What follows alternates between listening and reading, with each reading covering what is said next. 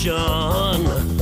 I can't get no call to action, but I try and I try. Hello and welcome to Call to Action, the go-to podcast for anyone trying to make sense of the world of marketing, business and beyond.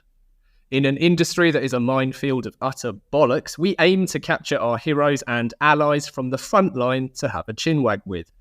It's like Pokemon Go, with the single but vital exception that it's not a short-term bandwagon of shite. It's brought to you by Gasp and I'm Giles Edwards. Today I've caught Carolyn McMurray and Em Goodier. Co-founders of Word Tonic, the world's first Gen Z copywriting community, Carolyn and Em are hell-bent on helping and inspiring more young people to write for a living. Driven directly by young copywriters, it's a space to connect, share advice, and learn from both each other and in masterclasses with the world's most noticeable brands. With over 700 Gen Z copywriters involved already, they're growing so fast they've got brands reaching out to recruit emerging talent straight from the community. Carolyn says, copywriting's a continuous learning journey and it's amazing if you have a group of people your own age to share it with. Welcome to the show, Carolyn and Em. Thank you. Hello. Right then, as I said, a slightly different quickfire this time. So, seeing as words are your thing, you're both Gen Z. Beth and I suspect Lou wanted to see or hear me suffer. So we've got a World Cup words based on the Word Tonic Gen Z dictionary. They've written here that there has been intensive rounds of qualifiers and arguments, and we now have 8 words remaining. I'll put 2 words to you, sounding much like the 43-year-old white dude that I am, and you choose one to go through to face the next. So, first up, dank or delulu? I'm going Delulu. I'm going to say the same. Yeah, Delulu. Right, round 2, delulu or riz? Riz. Yeah, go on, Riz. Riz or yeet? Yeet. Yeet or bussin? Yeet. Yeet. Yeet or it's giving? For me, it's yeet. I say it's giving more, but I like to say yeet. Yeah. Is that going through then? Yeah, Yeet. Right, look, last 2, this is the semi-final. Yeet or you ate and left no crumbs? I'm still drawn to yeet. Yeah, same. Yeet. Okay.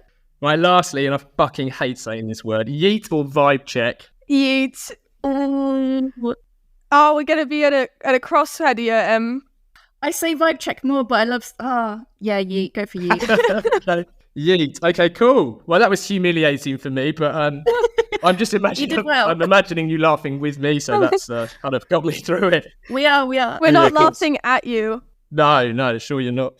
Listen, thank you both so much for joining us. I've had a chat with Carolyn previously, so I know a little bit of background. So I will start with you, Carolyn, but Em, I'd be really keen to see whether there's parallels between both of your stories. Yeah, sure. It's important and reassuring, I think we certainly all agree on, to hear that talented people and creatives of all shapes and sizes don't necessarily go down the well-trodden path of university into a shiny agency. So can you tell us about your first ever jobs and then how that led to your first copywriting job? Sure. So, I mean, my one's a little bit, it's just chaotic. So my first job was actually in a care home for 1 week. I really respect people that could do that job, but for me, it was just the night. So I was like, I can't do that. So I quit that. Then I went to Costa Coffee for 1 week and I quit that. So I didn't really ever have a proper job. I mean, I had like 1 week stints everywhere and decided to go to uni to study business. That didn't work out, quit that. So there's a pattern here, obviously. I just quit everything. And then I went to do English at uni as well because I was like, I'm better at that. Ended up quitting that too. And then now somehow I'm been copywriting for like 5-ish years. So yeah. 5 years. Wow, I didn't realize it was already 5 years. That's amazing. I'm not expecting you to force any like consistent reasons why you quit at Costa Coffee to the courses.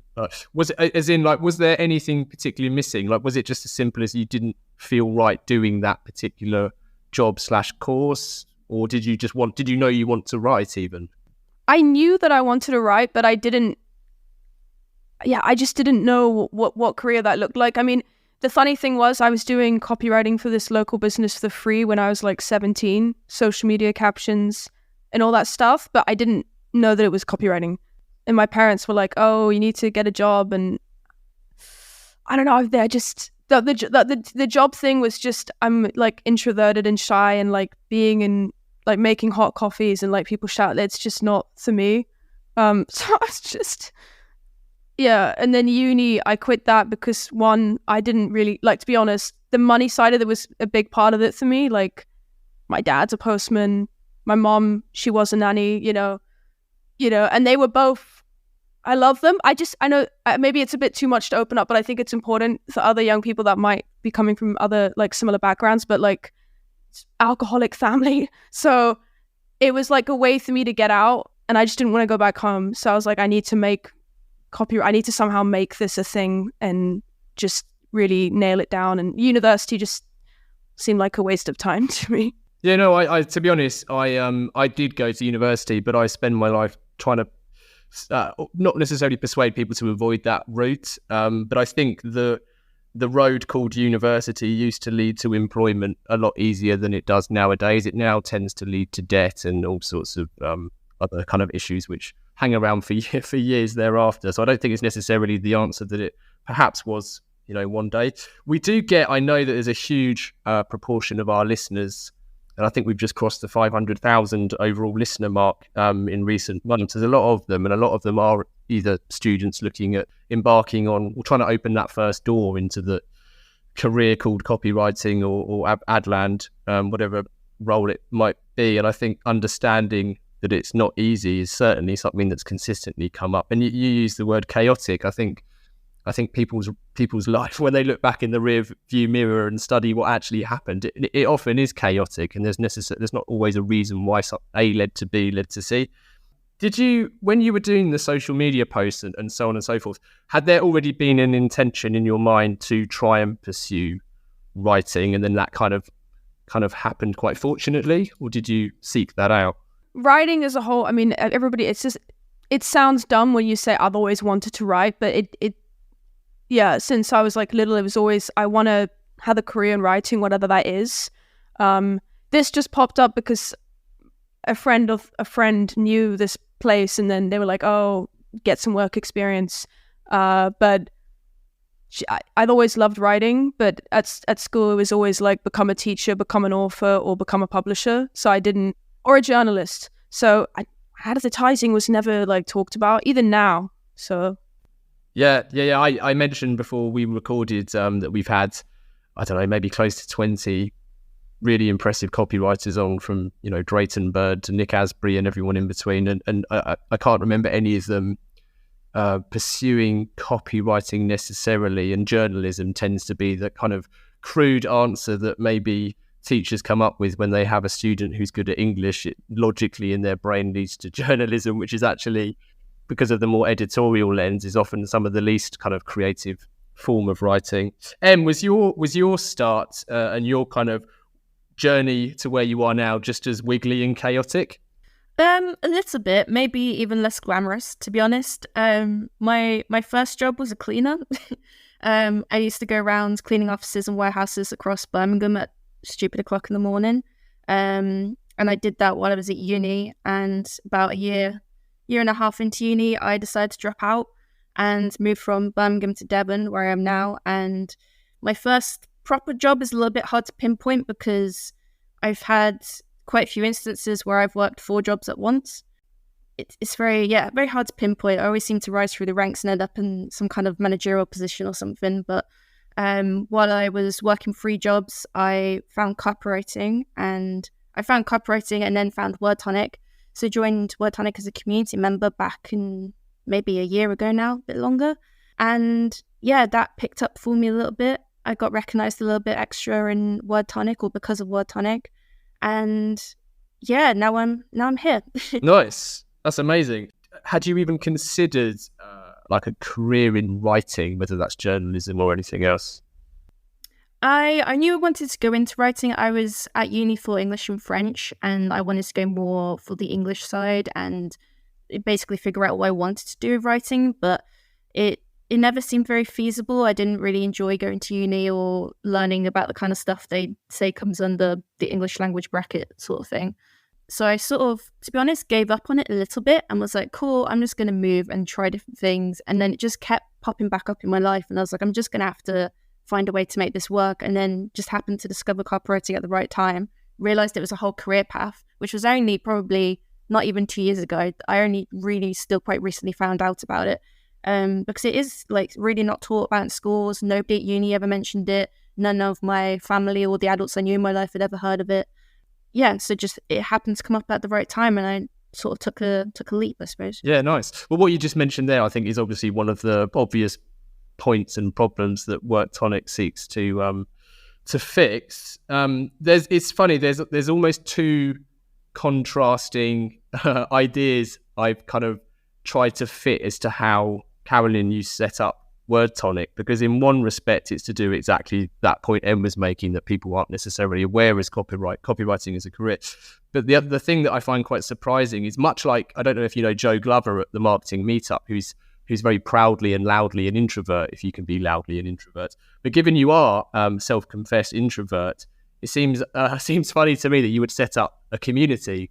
Yeah, sometimes I think about that, especially now that I'm running like weekly events to like talk about Word Tonic and show people what it's like in copywriting. Maybe I'm not. I say that because I'm super shy when I meet people in person, and when I do talks in front of people that are not my audience, I've noticed that. But I think because I'm surrounded by people that are my own age, that I get, that understand me, I understand them, I'm having a lot of fun with it. Like, I'm really into it. Like, I can hop on these events now or hold these masterclasses with my community, like host them, and just be really into it. I don't know what it is. It's become a bit of an obsession now, like building a community. It's like a video game. It's like, what's next? And I keep like building. And how did it start? Because obviously there's quite a few people that I'm familiar with in the industry who are either familiar with and or supporting Word Tonic. But what were the early days like? What did that look like? So it started in 2022. So I had just moved to Portugal with my partner, and I remember the one thing that really stood out to me about this whole time was I remember we were standing together looking at like a little mountain. It sounds corny. And he was like, oh, what's your mountain? Like, you got to run towards it. And I was like, I don't even know. I just want to be a copywriter.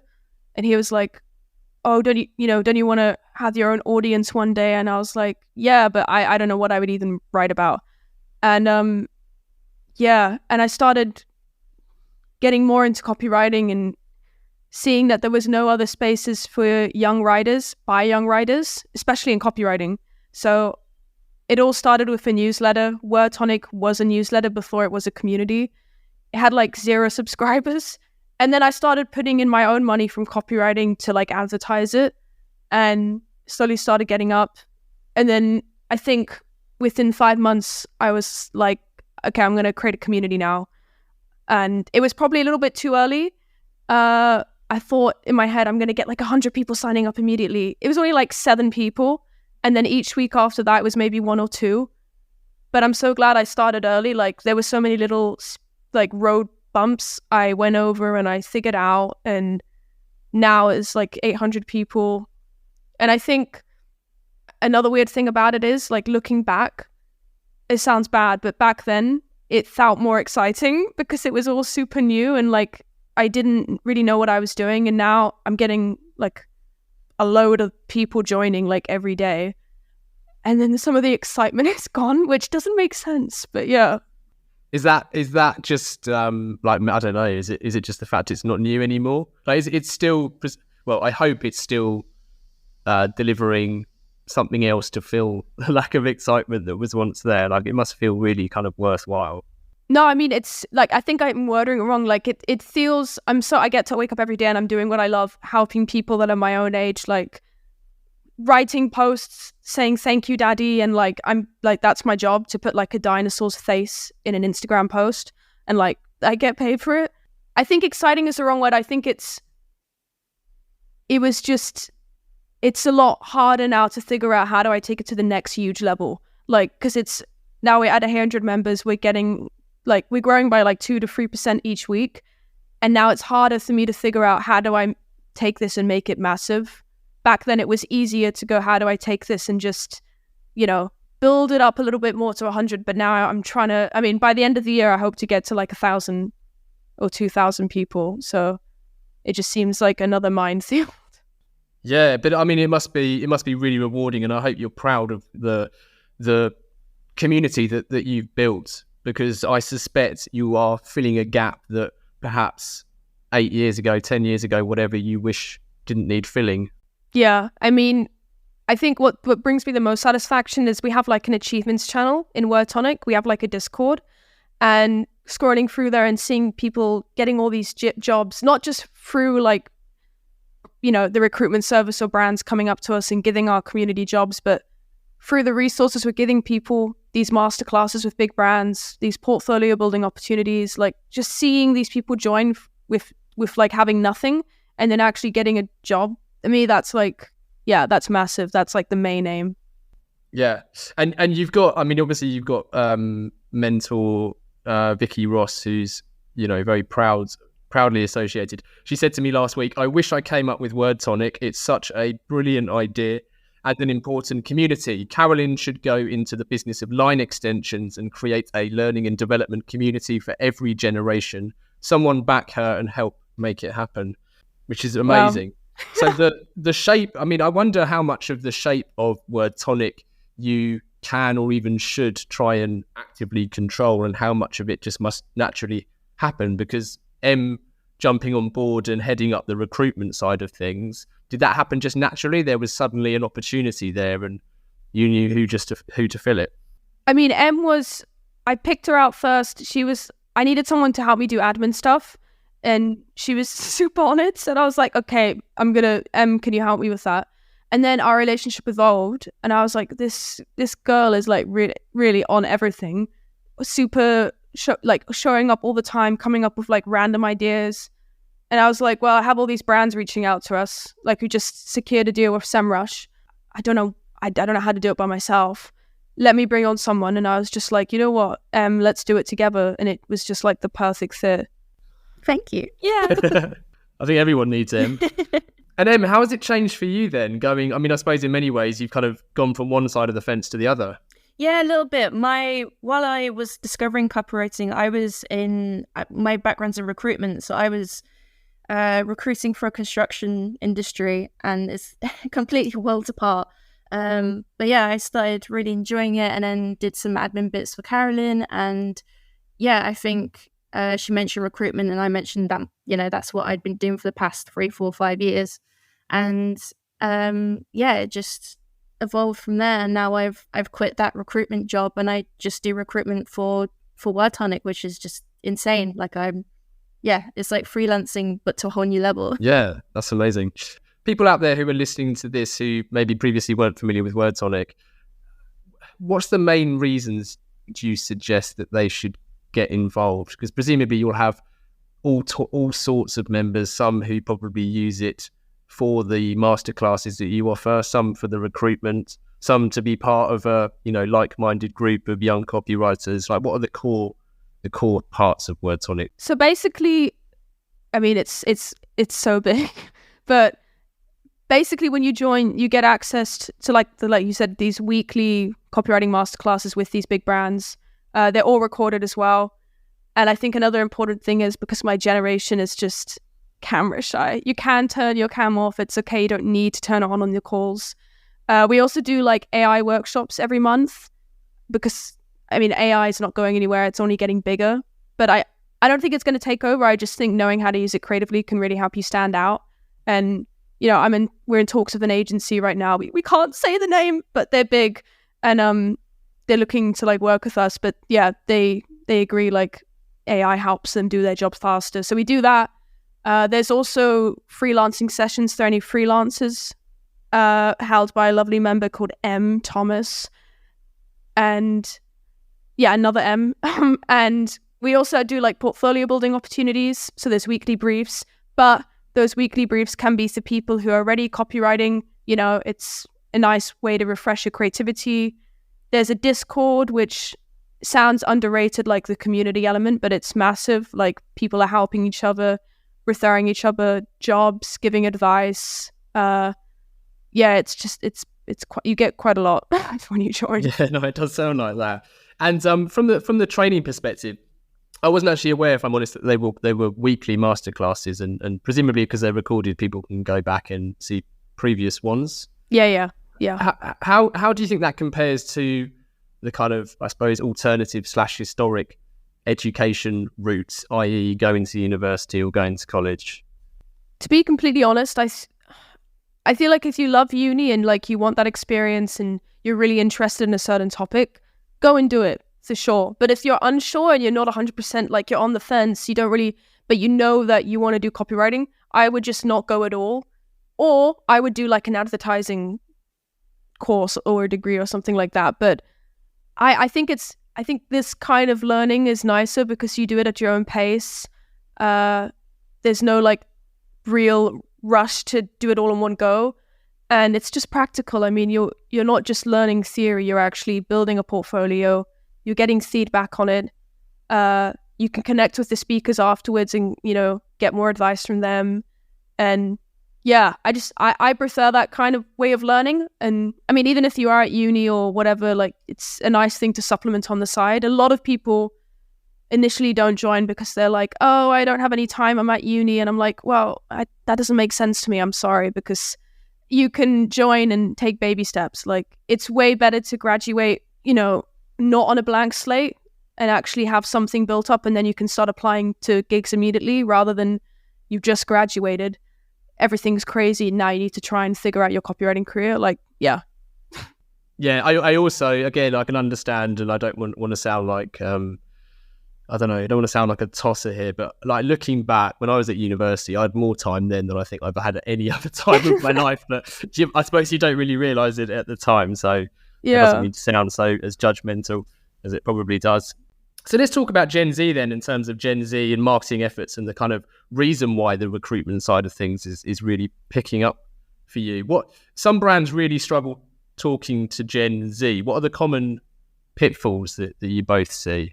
Two things come to mind. One is when brands really try to shoehorn in some kind of Gen Z language when it's clearly not part of what they're already doing, or they clearly don't understand it and they're just doing it because they think it's trendy. That's like a big, to put it in a Gen Z phrase, that's a big ick for me. And the second thing would be relying so heavily on trends. Gen Z really value diversity, and trends, I guess, sort of like they're basically just short-term echo chambers, really. And we're a generation that doesn't want to see the same stuff all the time or just from one perspective. So I feel like if you're going to go big on trends, then and make content around them, make sure that it really fits in with what you're doing, and it comes up, because if you don't, it comes across really inauthentic and you kind of stick out quite a bit for it. But yeah, I think a lot of our generation tends to appreciate more organic or more unique content compared to trends. So those are my two big things. I love short-term echo chambers. Oh, thank you. That's brilliant. I'm also particularly trend adverse, but I say that across all segments of people. And actually, that brings me to an important point that I feel like it wouldn't be honest of me if I didn't raise this. I come from a school of thought with my marketer's hat on that demographic segments are often quite bluntly sliced. I'm sure you've seen that classic image that does the rounds showing Ozzy Osbourne and King Charles, or Prince Charles as he was when this image was created, and it kind of says, you know, both born in the same year, both live in a castle, both married twice, etc., etc. And I wonder, and I'm not discounting what you've just said and the reason why there needs to be a concerted effort to identify with Gen Z, but I wonder whether your points are very applicable for certain types of brands and not for others. I guess I've gone more for like a social media point of view rather than anything, and I feel like socially trends are so big. But yeah, I completely agree with you. It massively depends on what kind of brand you are, what kind of things you tend to do, what you sell, that kind of thing. It's all very, like, you can't apply one thing to everyone, you know. So we can, from a Gen Z point of view, we can sort of give a little bit of guidance just because we've got like 700 people behind us to give us that kind of clue into what it all means. But I think it is very much do your research first and then say what you're going to say kind of thing.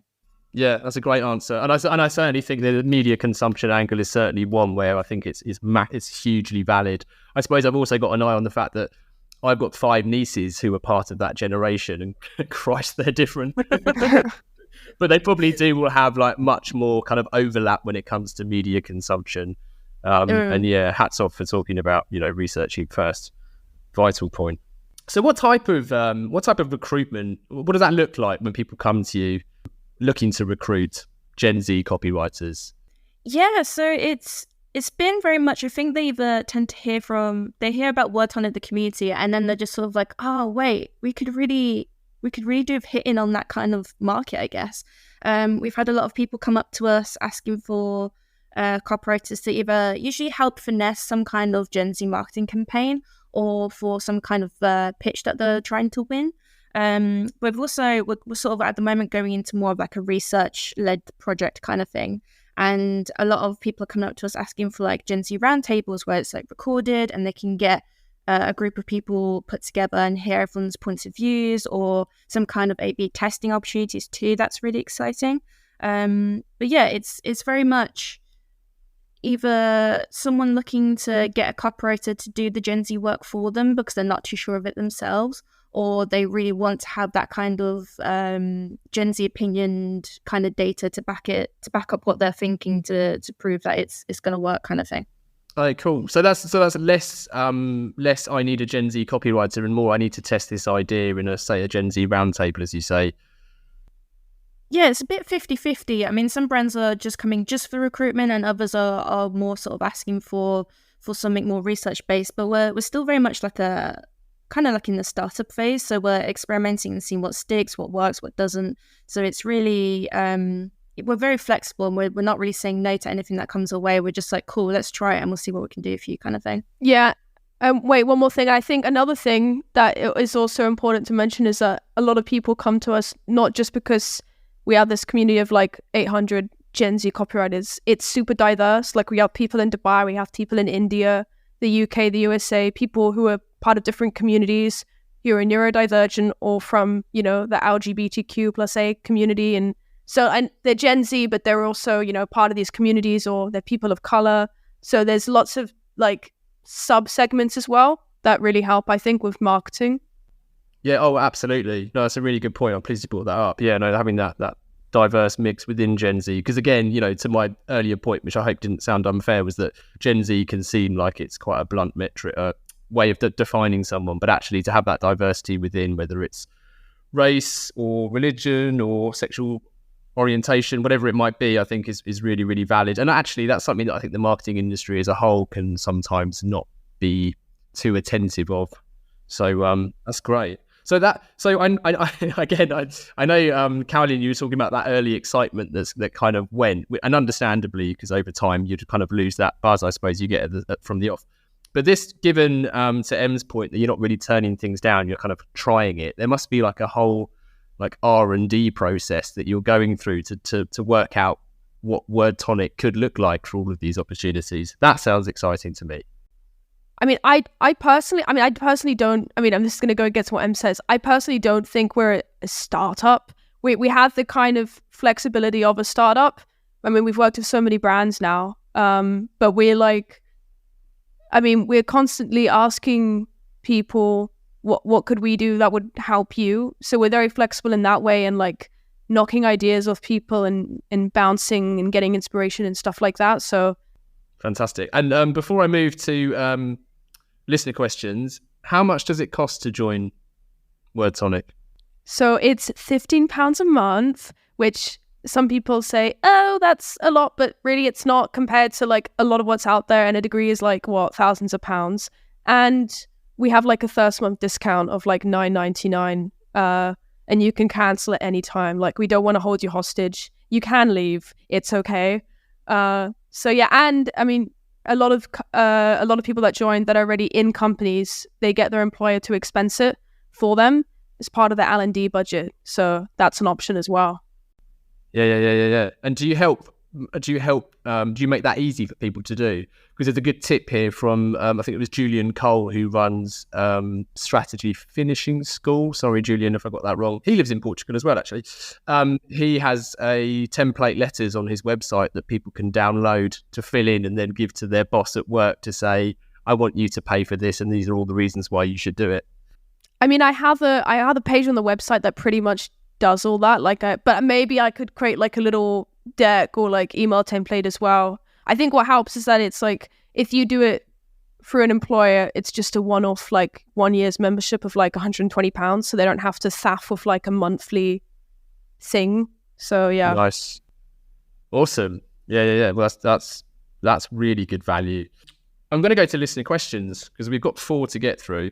Time, weather, and... Today's podcast is sponsored by no one. Whether you need research, brand, or strategy, no one brings you absolutely nothing. With simple templates and drag and drop tools, you can have a great looking nothing in minutes. If you have a real marketing challenge you'd like to chat about though, just email giles@gasp.agency and use the offer code GILES to get 10% off nothing. Brought to you by no one. Time, weather, and...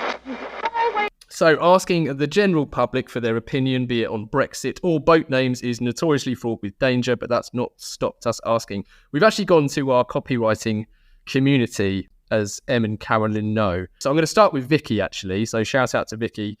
Vicky Ross asks, hardly anyone likes choosing favourites, but you've had some serious superstars as Word Tonic speakers. Who has been the most memorable and why?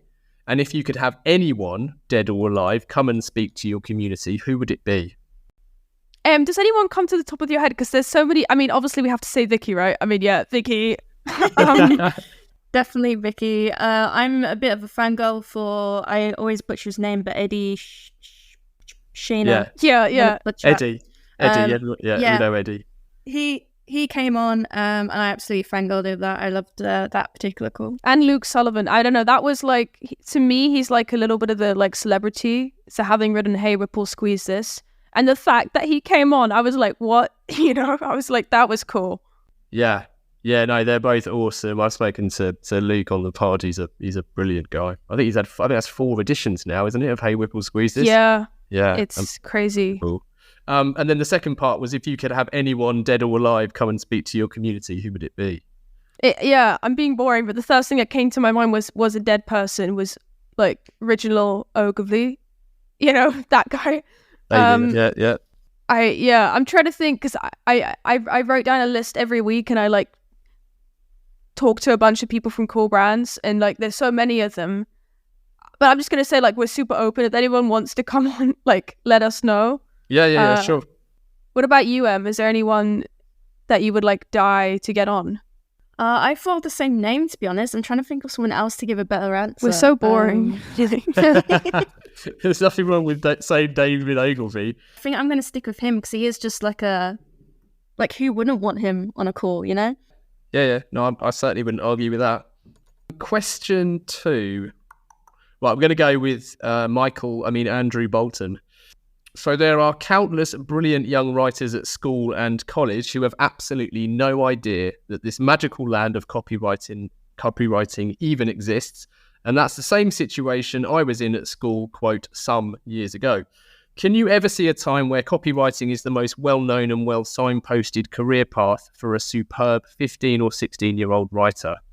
This is me being a little bit, I think, ambitious, but I really hope to fix it with Word Tonic. Like, I want to do a lot more talks at schools. I've done a few, and I mean, you already know this, and it's like a really hard path, but I would like Word Tonic to do like a book, and like my dream would for that to be in the bookstore, like one of the first, where they do book placements where people see them, and like a kid walks in and they see something where it's like, okay, I can write for a living, from people their own age. I would love to do that with Word Tonic, not just me writing it, but loads of members who are inspiring. Like, we've got a girl who's a single mom, and she's written to Spotify, and she's like only 20.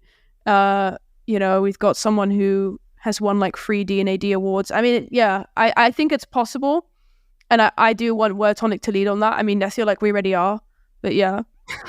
Amazing. No, that's brilliant. I mean, I think that's an absolutely fantastic answer, and Like the idea, and I think that this is something that first-time parents take a long time to really process. And I'm saying this, as a dad, and I think it's fair to say without upsetting people that dads probably have it far easier than mums. But as soon as you bring kids into the equation, like it's mind-blowing to me that people can even function, let alone pursue a career. So the fact you've got a single mum, which again, how the hell do single mums even, survive? I genuinely mean that. It baffles me. And my mum, my mum was a single mum for years and years and years and juggled jobs. And I genuinely don't know how she did it. So the fact that the Word Tonic is, or you've got someone in your community who is in that position and managing to pursue a career in writing and is writing for known brands like Spotify, I think is absolutely incredible. So yeah, hats off. Thank you. Yeah, I mean, yeah, I love seeing like all the different kind of people that come through. There's so many different backgrounds, and yeah, it's amazing watching them all succeed. I'll go to, I think we've got 2 more questions. So Em, you can start this one. So Wordman himself, so Mr. Dave Harland says, what are the key things that Gen Z copywriters look for when deciding to work with an advertising or marketing agency? Like, what would be the big persuaders? My first thought is, I think a lot of people our age now are, before it even gets to what kind of job type it is, it's always like, oh, did they offer flexible working? Or like, is there some kind of flexibility around that, or working from home? Like, that's my first immediate thought. Definitely if there's any progression in the career, and also if there's any mentorship opportunities, because we seem to have this like innate want to be mentored by someone, especially someone older than us, to be able to sort of guide us and get somewhere, I guess, efficiently in a way, and be able to sort of have a path laid out and be like, okay, this is what I should do next, this is what I should do next. So definitely some kind of mentorship option would be a big one, and to be able to get that while you're learning is just like priceless. Definitely like a priceless kind of experience. Yeah, it's often, and I'm not trying to paint ourselves out at Gasp to be the good guys, because God, we have our flaws. Don't you worry about that. But we do train our staff, our team, and everyone goes through at least one of Mark Ritson's mini MBAs, and it's always surprising how many industries, big and small, from the big networks down to small independents, who are just blown away that we invest in our people. And in fact, Steve Harrison's on record for talking about Gasp and how much we train our people, and I find it baffling that it's not the norm. But then I do also understand that the commercial realities of this industry, which aren't as healthy as they probably were decades ago, sort of prohibits it. But there's nothing to stop you pairing someone up with a mentor or paying 15 quid a month so someone can be part of Word Tonic. So yeah, no, I think that people should be doing a lot more. Carolyn, have you got anything to add to that? I think Em answered it perfectly, honestly. Yeah, and the flexible working, is that just in terms of, say, working hours, working from home, or does that look like more than that? Like, as in, is that something like you mentioned earlier, not having your video on a Zoom call? Is that all in the mix? No, I'm just saying that for people that join the community, like, I think a lot of them want to learn and not feel they can want to come up in their pajamas and be able to watch a masterclass, which they can. But I'm going to be honest, like, if you want a good job in copywriting, like, you're going to need to show your face. Like, I'm sorry. Like, it's really, I don't know. I don't love it. I mean, I think there's certain accommodations where that's needed, disabilities or, mental health stuff. But in general, you need to turn your cam on when you're talking to your client or in an interview. That's just my belief. And yeah. It's definitely a mix. I mean, I'm a bit of a camera phobe. I mean, we're not all connected now on a video call simply because I find it mentally exhausting, if I'm totally honest. I don't have the kind of bandwidth in my brain to manage video calls as much as some people seem to sort of thrive on them. So, but I think you make a valid point. You do need to stick your head out of the parapet sometimes. I think maybe not with someone that you know, or like in this case, I mean, it makes sense not to turn it on, but like, if you're getting on an interview for the first time or you're meeting someone for the first time, I don't know, it makes a nice impression, I feel like sometimes. Yeah, there's a lot of signalling, isn't there, around it, like to turn up on a call and be willing to, show your face. It sort of sends a message to the other person that might be completely unintended.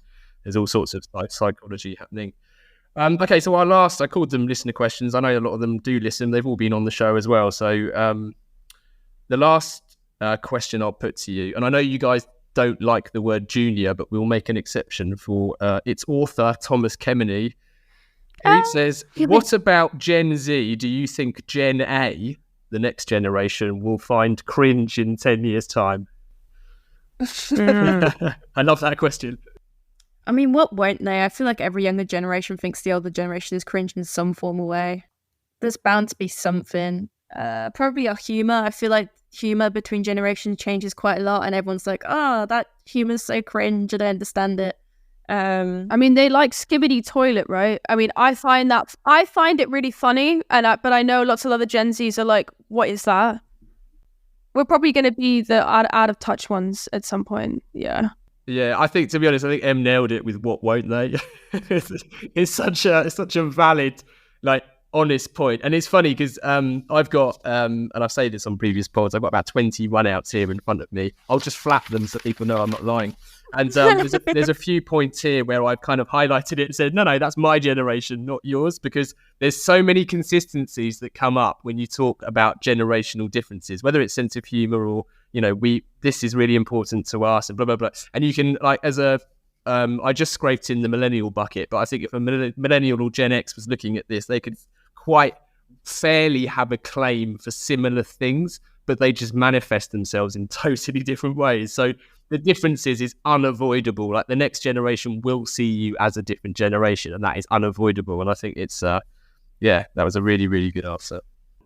So the final part of the interview is our 4 pertinent poses that we put to all of our guests. So, Em, starting with you this time. Number 1, what advice would you give to your younger self?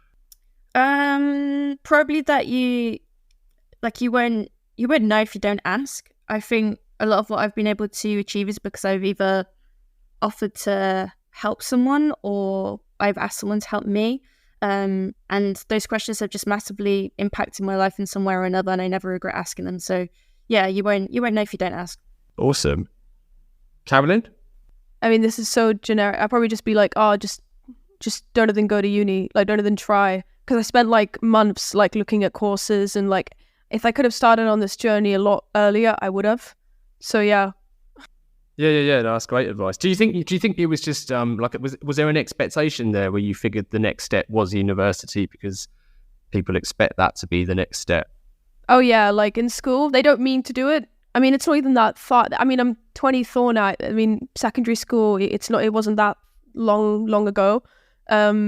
And they positioned it like, okay, look, you can do an apprenticeship or you can go out and get work experience on your own. But that's the dumb option. That's always what it felt like. They didn't say that, but they always like they the kids that wanted to do the work experience or whatever, or the apprenticeship, they got put in a different room to the ones that wanted to do uni. And I don't know, there was this feeling of like uni is better and you're more clever if you go to uni, which is BS. So yeah, you're certainly more in debt. Yeah, okay, good one. We'll start with you for question 2, Carolyn, if we can. If you could banish one thing from the industry, what would it be and why?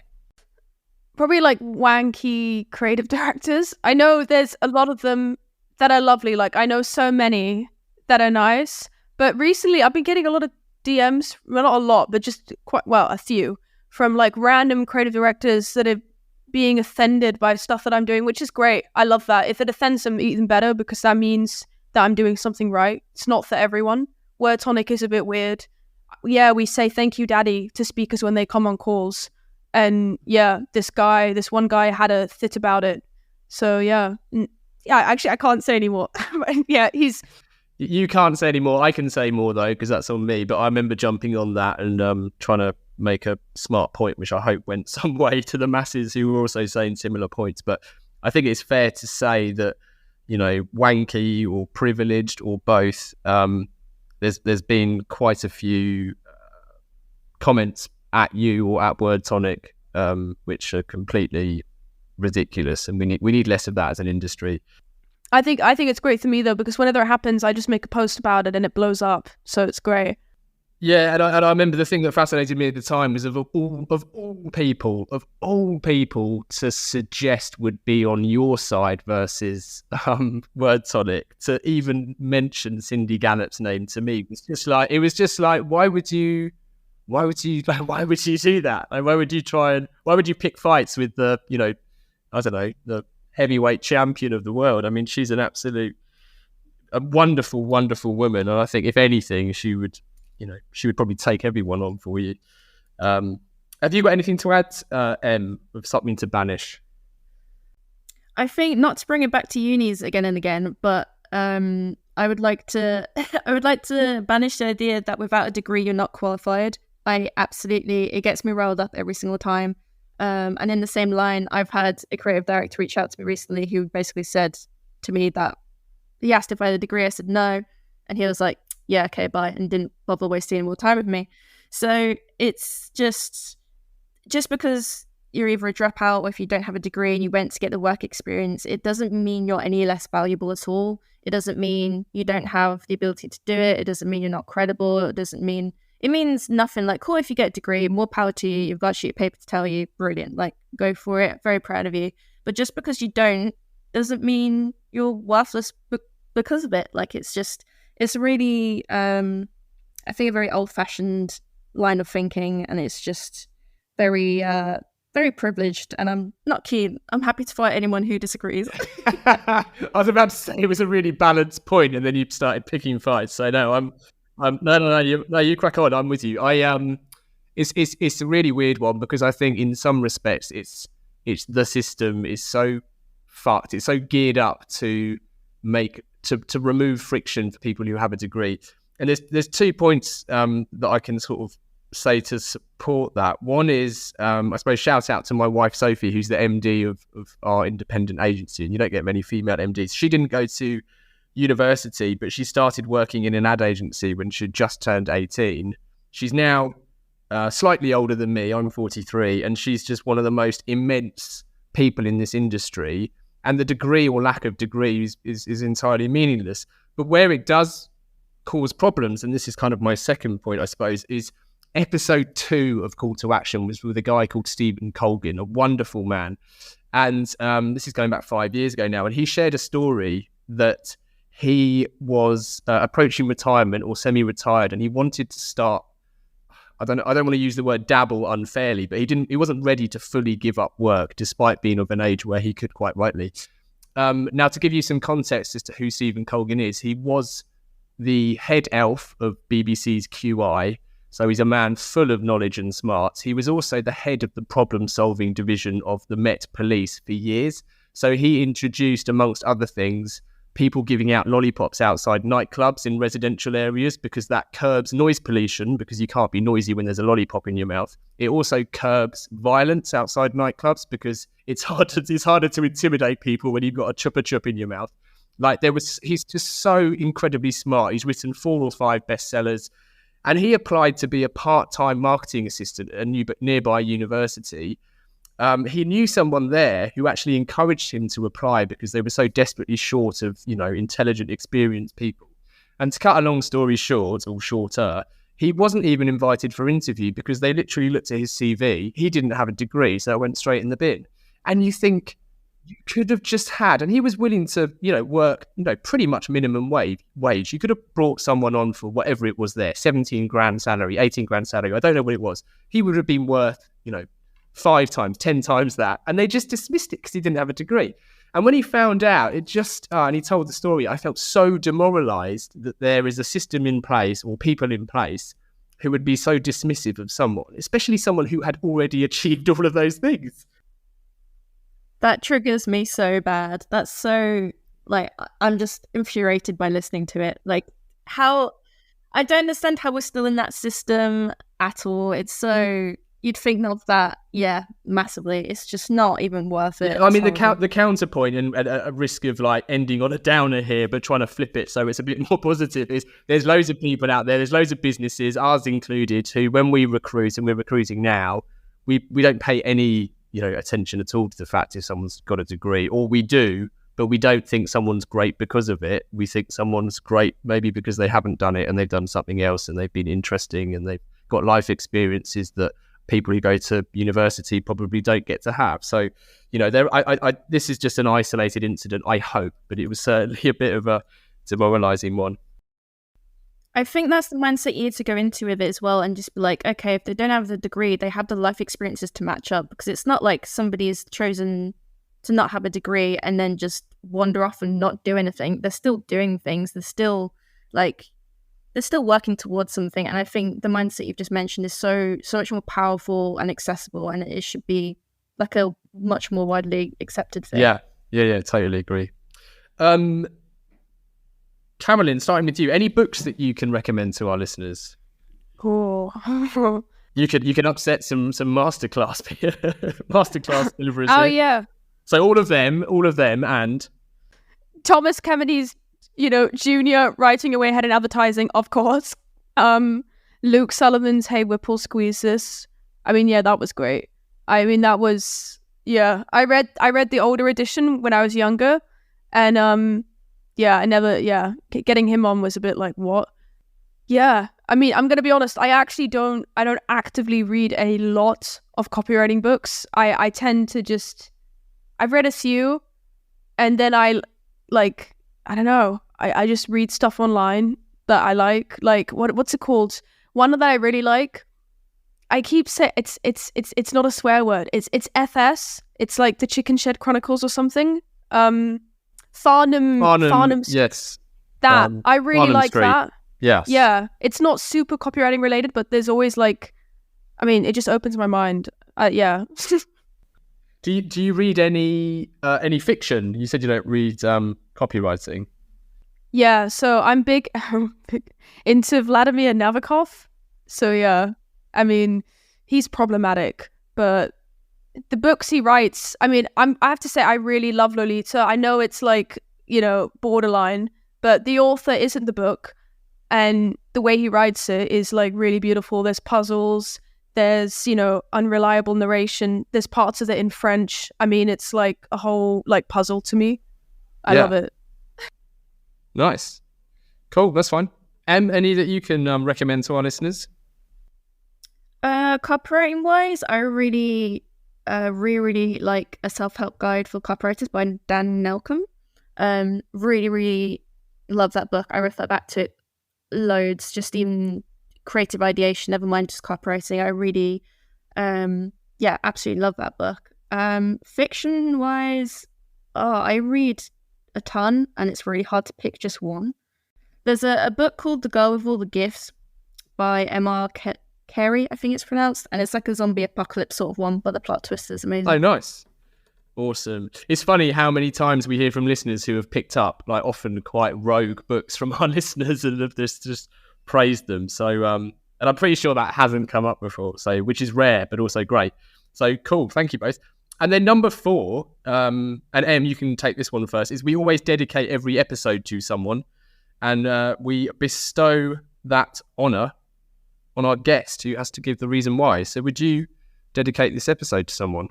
I'd probably, my boyfriend's not going to like this, but I'd probably dedicate the episode to my best friend, Jordan. Shout out, Jordan. He was literally hyping me up before I even went on this podcast. He's my best friend. I wouldn't be in this life without him. I don't think I would have survived the last 10 years without him. So he's my rock. Yeah.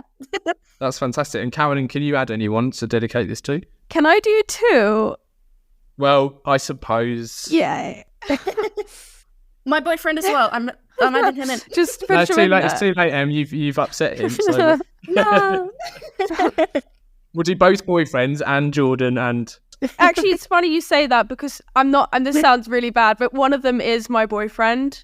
The other one I'll get to in a minute, but basically my boyfriend runs his own business. He's been running agencies for years and stuff like that. And I mean, he's massively helped me with the business side of things because as a copywriter, running the business is a whole other world. And I mean, I think you really need a supportive partner to be able to do something like this and run a business and a startup. And, sometimes you're not making any money. And he is so supportive. And then the other person is Vicky Ross. She has opened so many doors for me without expecting anything in return, gotten Word Tonic into publications, referred work my way, given me speakers. And one day, Vicky, I promise I will repay you. I don't know what it will be yet, but it will be something. So, yeah. Amazing. Okay, well that's I mean Vicky, I think so many people could say exactly the same about Vicky. Yeah, we need more Vickies in this industry. So I'm delighted that this episode is dedicated both to boyfriends, and Jordan and Vicky Ross. Fantastic. As a final call to action then, everyone listening can check out links to everything we've discussed, all of the books we've discussed from Thomas Kemeny Jr., Hay Whipple, Dan Nelkin. How else can our listeners get more Carolyn, Em, and importantly, Word Tonic? I'm going to hand over to Em in a minute because she runs the whole recruitment side. But I'd say for Word Tonic specifically, if you're looking to like join or be a member or whatever, or just get copywriting tips, the Instagram for sure, which is at the Word Tonic. We have a newsletter. I'll probably share the link afterwards because it's like a long ass thing to say. And yeah, that's where we're most active. Recruitment wise, it's all on LinkedIn. We've got a LinkedIn page which does a bit of the community stuff as well. We sort of do a 50-50 sort of thing on it. But definitely a LinkedIn page, which you can just type in Word Tonic, you'll find us there. Or our website is genzcopywriters.com. You can find us there. And then just both me and Carolyn are on LinkedIn as well. If you search my name, I'm definitely going to come up, and so will Carolyn. So, yeah. Amazing. Well, all those links should be on this listing, so you should be able to just flick down on your phone and go straight from there. So listen, both, I think what you're building is incredible. So here's to your continued success, and thanks for finding time to come on the show and talk. It's been great. Thank you so much for inviting us. It was a real honor. Thank you for having us. Oh, not at all. Finally, thank you to everyone listening. If you've enjoyed this episode, please do share and review the pod. Keep your questions and guest requests coming in. To get in touch, it's easy to find Gasp online, or you can email the mouthful, that is call to action at gasp.agency.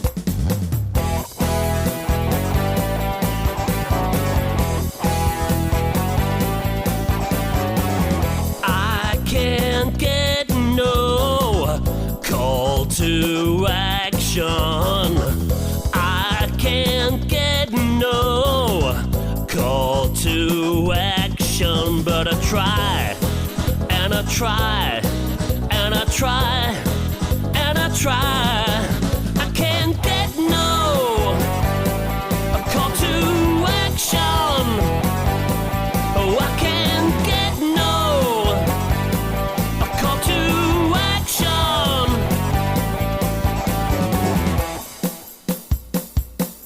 Yeah!